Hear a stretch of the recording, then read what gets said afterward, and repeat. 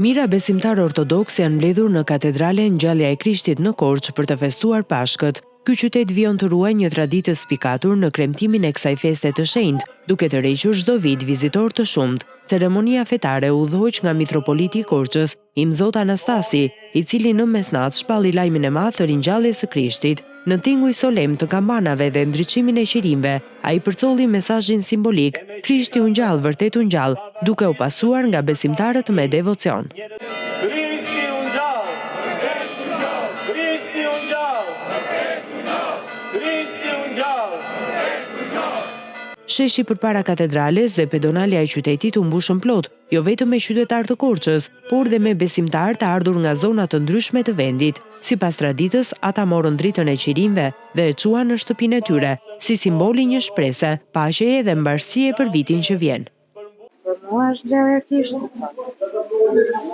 Krishti që mori gjitha mëkatet tona dhe që sipas thënies çdo gjë që ai tha u bë realitet dhe siç kishte thënë edhe 12 apostujve të tyre, që në ditën e tretë ngjallet dhe vërtet të ngjallet sot. Drita është për mua shpresa për një jetë më të mirë dhe një besim se vërtet jemi njerëz me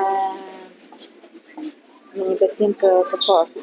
Gëzuar për gjithë botën. Shëndet dhe mbarësi në çdo familje. Gëzuar Pashkët, shpresa e Pashkës përfshin besimtarët dhe jo besimtarët. Dhe ringjallja është një mesazh që ju aplikohet të gjithë, sepse të gjithë kemi momente në të cilën ndjehemi të vdekur brenda, por gjithmonë ka një shpresë për ringjallje. Dhe ringjallje metaforikisht dhe realisht sepse ka ndodhur. Tradita është që zjarri merret kur prifti thotë merrni dritë nga drita ime në orën 12. Dhe drita çohet në shtëpi, bekohet dhe trari i shtëpisë me tymin e qiririt.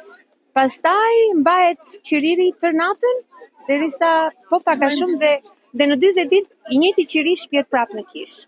Korça vazhdon të mbetet një ndër destinacionet kryesore për kremtimin e Pashkëve ortodokse, duke bashkuar njerëz në një festë që shkon përtej besimit, në një përjetim të përbashkët shpirtëror dhe kulturor.